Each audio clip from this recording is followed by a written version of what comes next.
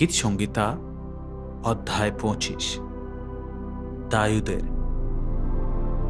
সদাপ্রভু, তোমারই দিকে আমি নিজ প্রাণ উত্তোলন করি। হে আমার ঈশ্বর, আমি তোমারই শরণ লইয়াছি। আমাকে লজ্জিত হতে দিও না। আমার শত্রুগণ আমার উপরে উল্লাস না করুক। যে সকল লোক তোমার অপেক্ষা করে তাহারা লজ্জিত হইবে না। যাহারা অকারণে বিশ্বাসঘাতকতা করে তাহারাই লজ্জিত হইবে। সদাপ্রভু, তোমার পথ সকল আমাকে জ্ঞাত করো।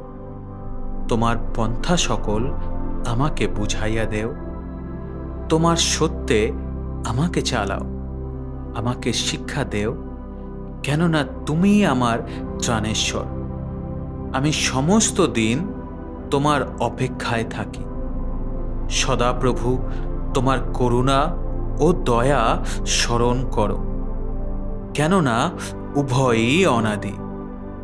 আমার যৌবনের পাপ ও আমার অধর্ম সকল স্মরণ করিও না।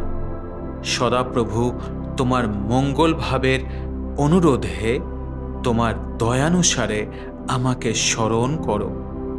সদাপ্রভু মঙ্গলময় ও সরল, এই জন্য তিনি পাপীদিগকে পথ দেখান। তিনি নম্রদিগকে ন্যায় বিচারের পথে চালান। নম্রদিগকে আপন পথ দেখাইয়া দেন। যাহারা তাহার নিয়ম ও সাক্ষ্য পালন করে তাহাদের পক্ষে সদাপ্রভুর সমস্ত পথ দয়া ও সত্য। তোমার নামের গুণে হে সদাপ্রভু, আমার অপরাধ ক্ষমা করো, কেননা তাহা গুরুতর। সেই ব্যক্তিকে যে সদাপ্রভুকে ভয় করে তিনি তাহাকে ইষ্ট পথ দেখাইয়া দিবেন। তাহার প্রাণ কুশলে বাস করিবে, তাহার বংশ দেশের অধিকারী হইবে। সদাপ্রভুর গুরু মন্ত্রণা তাহার ভয়কারীদের অধিকার। তিনি তাহাদিগকে আপন নিয়ম জানাইবেন।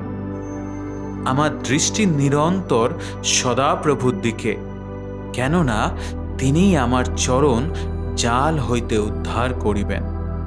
আমার প্রতি ফিরো, আমার প্রতি কৃপা করো, কেননা আমি একাকী ও দুঃখী।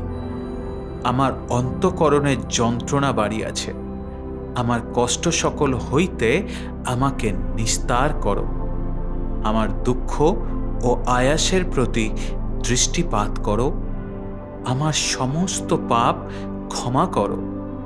আমার শত্রুগণকে দেখো, কেননা তাহারা অনেক। তাহারা দুরন্ত দেশ ভাবে আমাকে দেশ করে। আমার প্রাণ রক্ষা করো, আমাকে উদ্ধার করো। আমাকে লজ্জিত হইতে দিও না, কেননা আমি তোমার শরণ লইয়াছি। সিদ্ধতা ও সরলতা আমাকে রক্ষা করুক, কেননা আমি তোমার অপেক্ষা করিতেছি। হে ঈশ্বর, ইসরায়েলকে মুক্ত করো, তাহার সমস্ত সংকট হইতে মুক্ত করো। আমেন।